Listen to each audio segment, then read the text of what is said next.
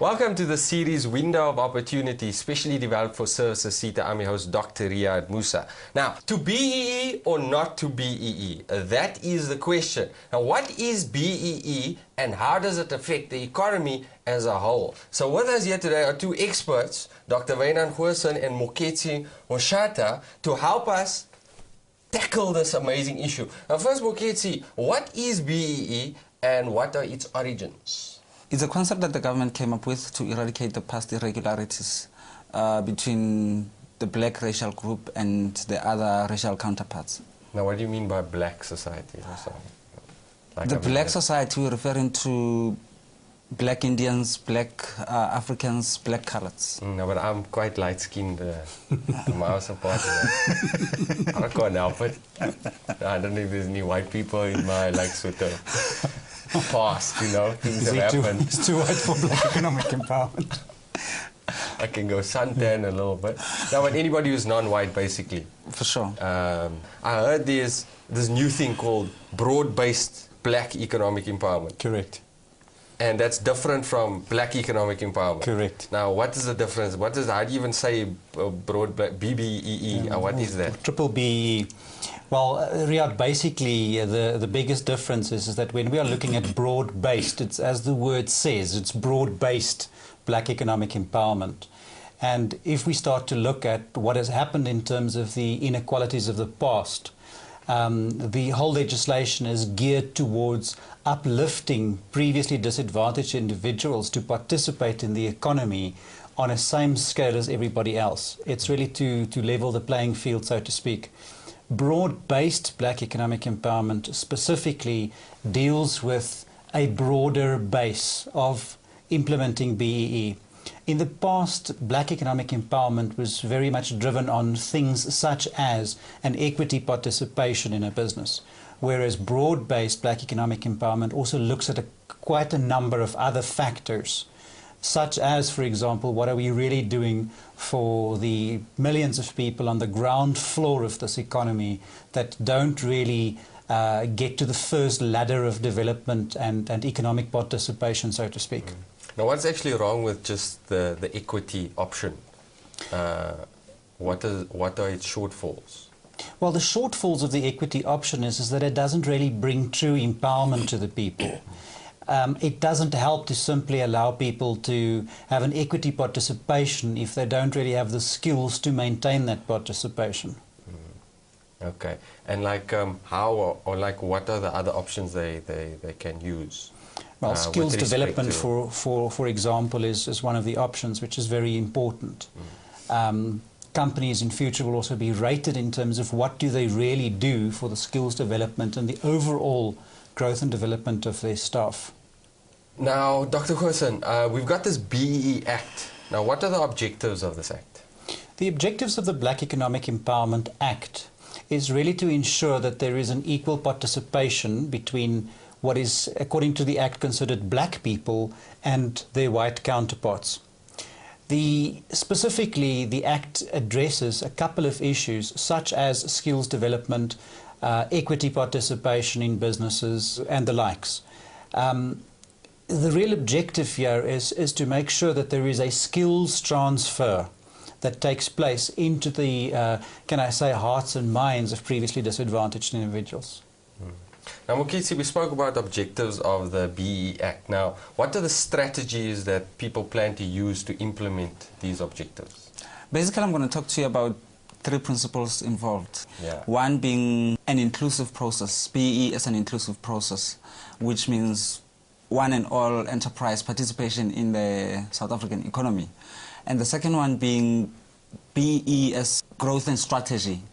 And the last one being BEE associated with good governance.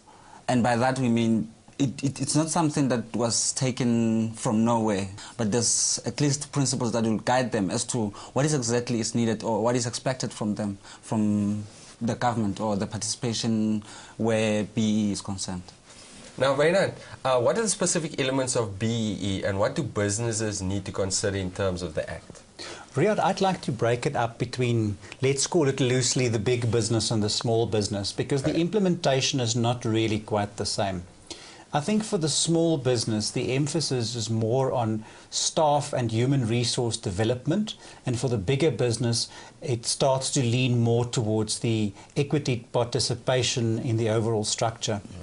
Now, why do I make the distinction is because I think that sometimes for the small business, the equity thing is a difficult scenario to cope with.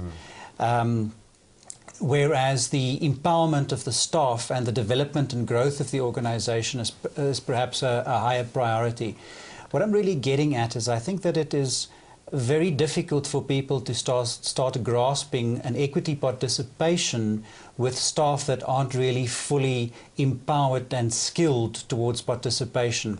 The type of fears that exist with entrepreneurs in giving away, so to speak, equity in their businesses is a very real fear for some people.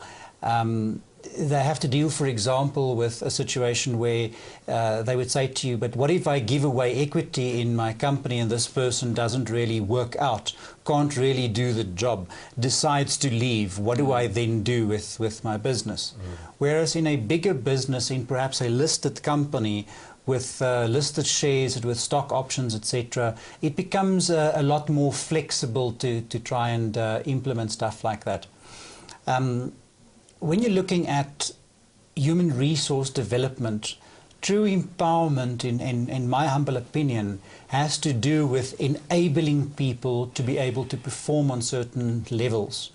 There's a lot that we talk about in terms of human rights, but I think black economic empowerment indirectly speaks towards responsibility as well. What do you really have to do in order to be able to maintain and function at a certain level? And I think that's where companies should really aim their focus, is to empower people to be able to perform at a certain level. Now, Moketsi, does every single business in the country have to be compliant with BBBEE? What if, like, I've got like 4 people working for me? Do I have to also abide by these regulations? Let's look at it this way. It's advantageous for all the companies to participate and be compliant with the BBBEE, because you realize that lately when you apply for a tender, or when you fill in a tender, or when you ask for a job from a bigger company, maybe you subcontract, they would ask about your BBBEE standing. So I think it's advantageous. Whether you are a small company with 3 people or 4, it's really enormously important that you are compliant, because that could be to your best interest when it comes to jobs, because lately you realize that we all are tendering or somehow asking for business from somebody else. I want to chip in there and say that it actually makes good business sense, and one mustn't really look at this thing from a point of view of a compliancy and do it because the law says so. One should really do it because it makes good economic business sense.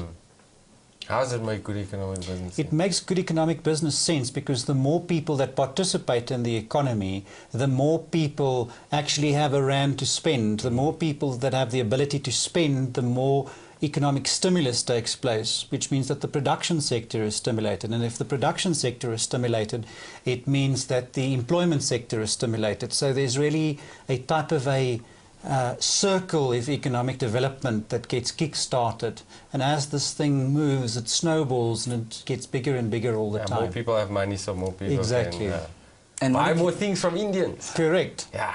Cool. And what you can actually see is that, or maybe as you take advantage of this very issue, is that you can even take people that are like sitting at home, not working, doing anything, to develop them, because by that you are playing a role and adding something to the BBBEE issue. And if we could even take BBBEE out, at the end of the day, there's a development of some individual who's sitting at home, and that person can be skilled, and they can stand a better chance of being employed, maybe in a bigger company.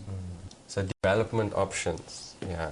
So now let me ask you this. This is something else. What about people who are not black, who also require development, who are sitting at home and doing nothing? I don't think you're putting this in the video. What are them? I think what is important is that our country needs skilled people. Yeah. We really need skilled people, because there's a whole lot of other things that we could do in our country, but we end up doing them in other countries. But if there's more people that are skilled, that can help the country in one way or the other. You don't have to outsource, get Indians or Cubans or whatever. We don't really have to Everybody, we have outsource because all our the country would have intellectual enough skilled people. Because at the end of the day, whoever is developed or upskilled, those people can, at the end of the day, go back and take others, which will ultimately be a cycle of having our own people develop. Now, Wynand, we spoke a bit about how BEE will spread the wealth, but now how will it assist in opening new markets?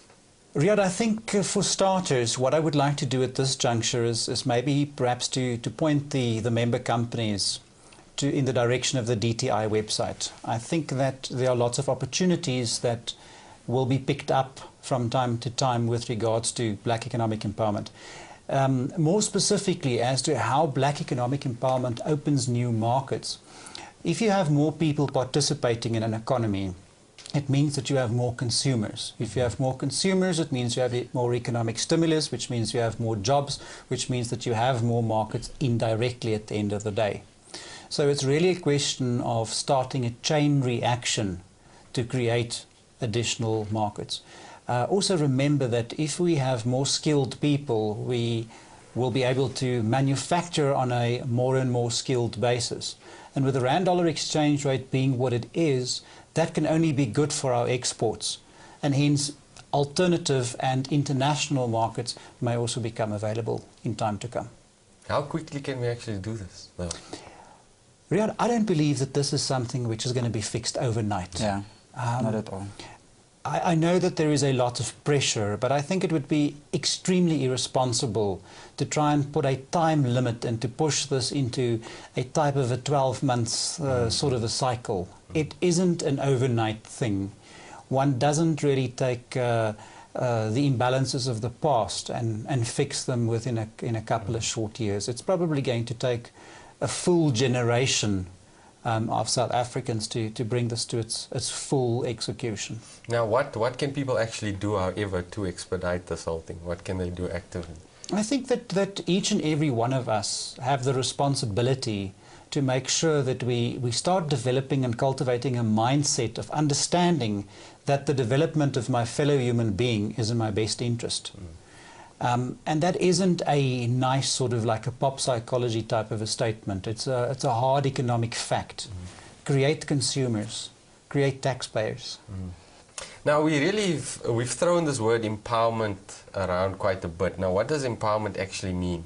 By empowerment, we are talking about direct and indirect empowerment. And by direct empowerment, we are talking about equity holders, managers, and executives, the people that are already within the participation of this economic cycle. And by indirect, we are talking about the communities and other external stakeholders. But at the end of the day, we need to realize that empowerment does not necessarily refer to somebody that you take who was a cleaner and then you take that person and make them a manager of something, because that person at all does not mean you are empowered. Empowered, it means that you have been trained to do something, you have been upskilled to do something, and now you're at the level where you can be able to put that into action. Let's talk about economic empowerment and economic enrichment. A lot of people also throw around the term, but that's not economic empowerment, it's economic enrichment. And why? Because we've had situations where the cleaner yesterday becomes the manager tomorrow. Yeah. One hears horror stories about a man that actually lives in a rural part of the country, but yet he's a director of a company, and based on his name, that particular organization gets business. That is not economic empowerment, and it's certainly not black economic empowerment. It's not the intention of the legislation, and it's not the intention of economic development either. It doesn't serve any real agenda. The word empowerment can... Is that illegal? It is illegal. The word empowerment, it's actually misrepresentation. Yeah. The word empowerment should really be synonymous with enabling. And that's where I think there's a lot of confusion.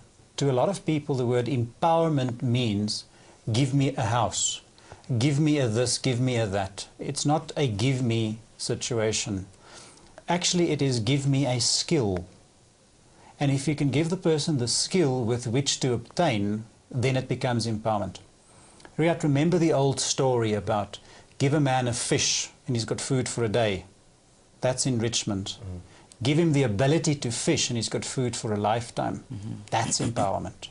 What if there's no more fish in the sea?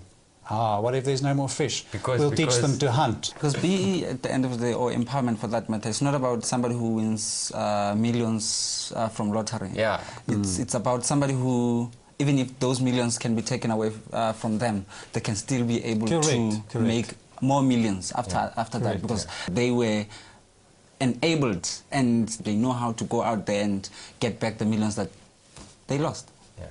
Look at some of the successful entrepreneurs that's made and lost and made it back again, huge vast fortunes. What is money at the end of the day? Money is paper. Who gives money its value? Us, humans, gives it a value which is an abstract value really. And that value is really a reflection of our skill at the end of the day. If you look at people that get huge inheritances or win the lotto, you always hear stories about them ending up more poor than what they were before. Why? Because the accompanying sustainable skill hasn't been brought along with the new status. I really believe that if you can empower somebody, that person can be able to empower somebody else. But if you take somebody who was a cleaner and you make them managers or whatever, just give them a title. Giving them that social standing, that person cannot be able to help anyone to become what they are.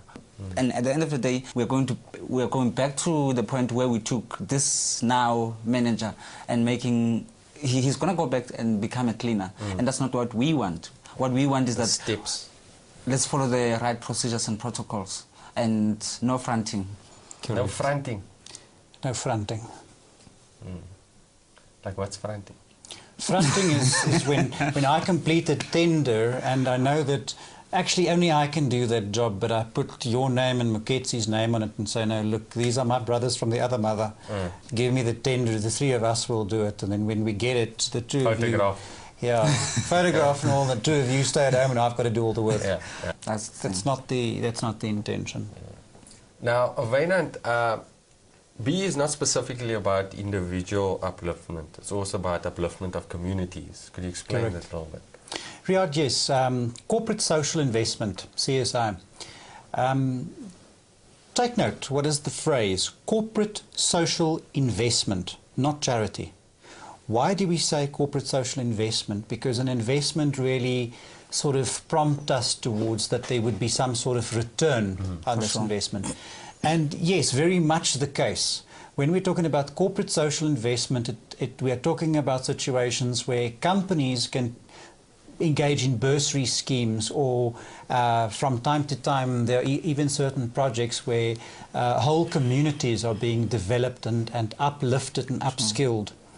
That in turn again creates a market, and those people become a sort of a pool of skilled people where the very same company can recruit from that pool of skilled people, but also that pool of skilled people become economically active and again becomes consumers of that particular company.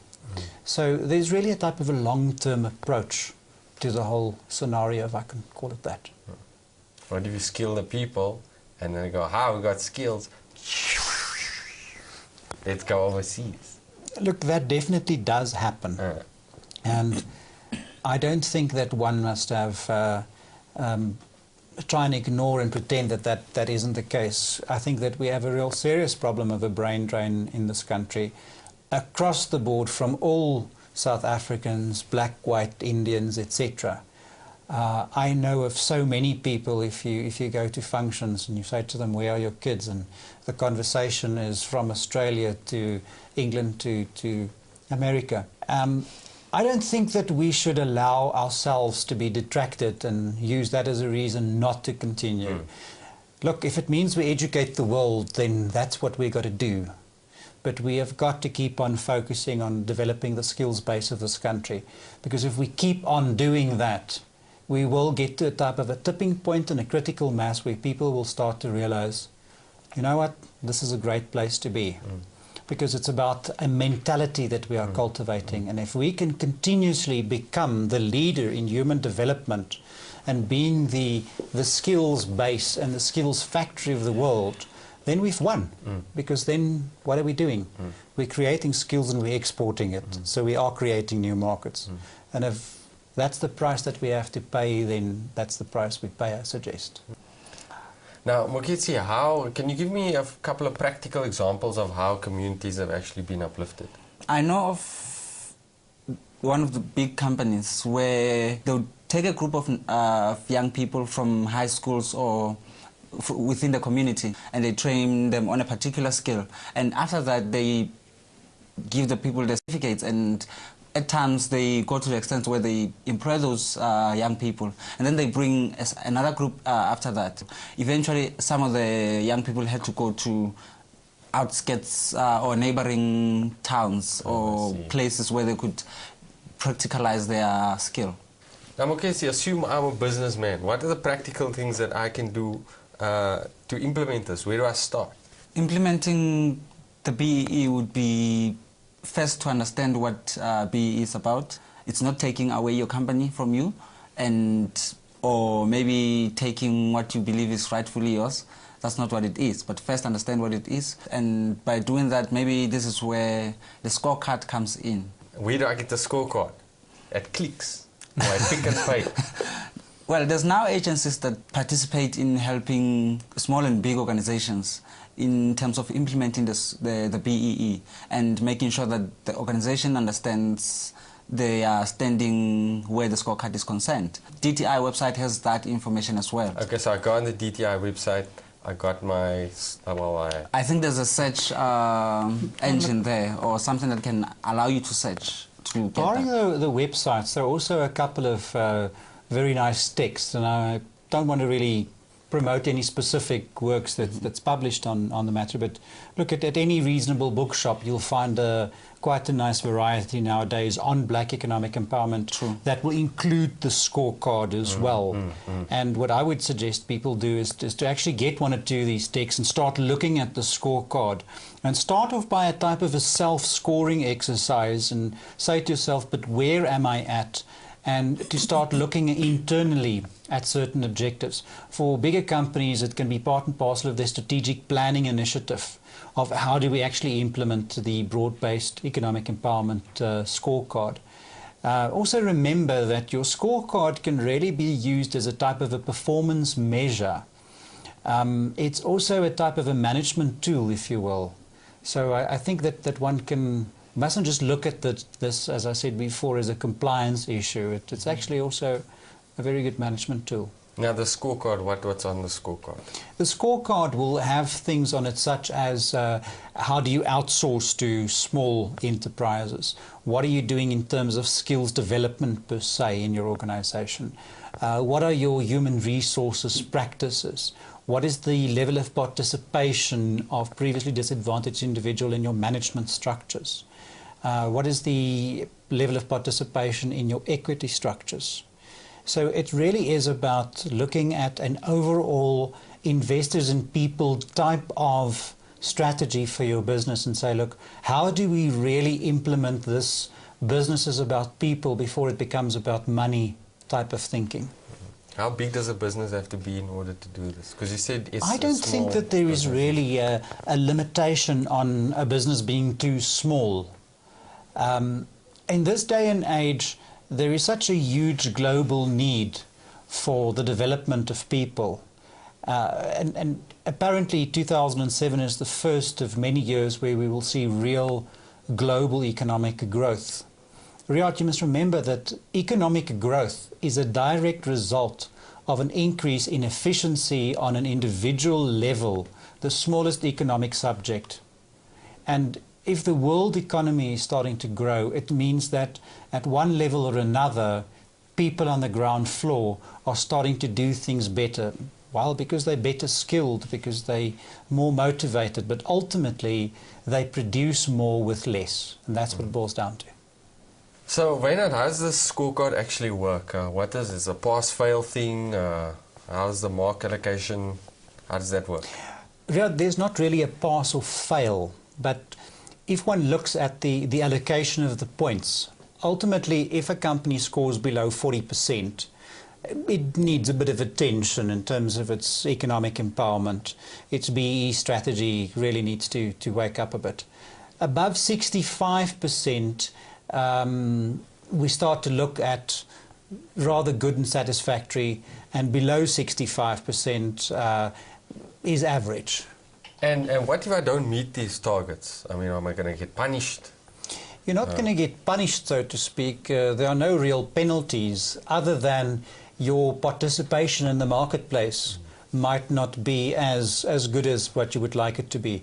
Black Economic Empowerment Scorecard basically gives you a credential. It gives you credibility, and the lack thereof reduces your credibility, which means that it will affect your ability to attract new business. Okay. It's like almost a degree or something. Well, it gives you a certain status, and it's the best way that I can think of to compare it is to say that maybe a company has an ISO 9000 certification, and if a company has an ISO 9000 certification, its clients are so much more comfortable in dealing with that organization because they know they're assured of a certain quality. Okay. The same will happen with your BEE status, especially when it gets to government tenders and the like. Now, Wynand, are there any deadlines involved in this? Is there a time frame within which I have to submit the scorecard and become BEE compliant? Riyad, no specific time frame, so to speak, with sort of like a D-date at this stage of the game. But what is important, though, is that these types of time frames and implementations are being developed across industries as we speak. And I think that one must just stay wide awake and try and stay abreast of where is a specific industry's sort of scorecard and objectives from time to time, and try and meet those objectives. Again, it's not something which is really punitive directly. It's something which is really developmental, if I can put it that way. But if you don't get involved in this, it's highly likely that you won't... it will affect your participation. It will affect your business and stuff. It's like a medical doctor that prescribes a good medicine to the patient.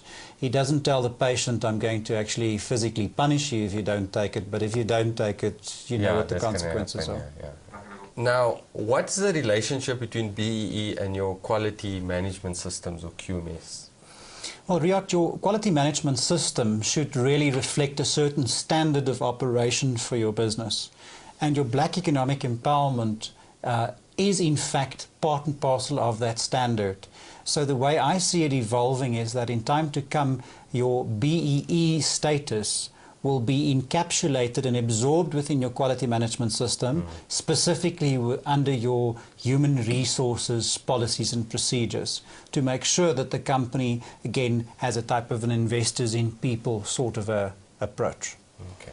And I really think that with companies that have been practicing quality management systems from like way back, to a certain extent, they are sort of maybe way ahead with the BEE issue. It's just a matter of making sure that the scorecards are in place and everything. But quality management systems, if you really practice it, it's really a good standard for any business. They're also doing skills implementation and stuff like that. Does that incorporate that as well? It incorporates that, and it deals also with good governance, if I may put it that way, in terms of managing a business. There's a lot of overlap between those two sort of systems. Yeah, I think definitely overlap, but more so that ultimately your BEE will become part and parcel of. BEE is really a very well developed subcomponent of a quality management system if you want to develop it correctly. So where can I get any further information, and are there any final comments? Riyad, I think the best source of information is probably to look at the internet, the web. Specifically, the DTI website has a couple of very interesting referrals on. And then, of course, the publications that are available. These days, there are quite a number of very good publications on Black Economic Empowerment and how to implement it. And I think that everybody would be well advised to get a book or two.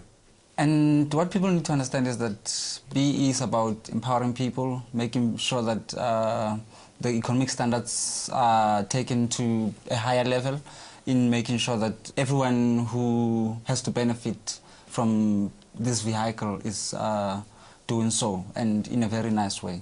So thank you very much, guys. Thank you, Riyad. It's been an absolute pleasure. And thanks to you, the member companies, for watching Window of Opportunity. See you again next time. So what are you going to do?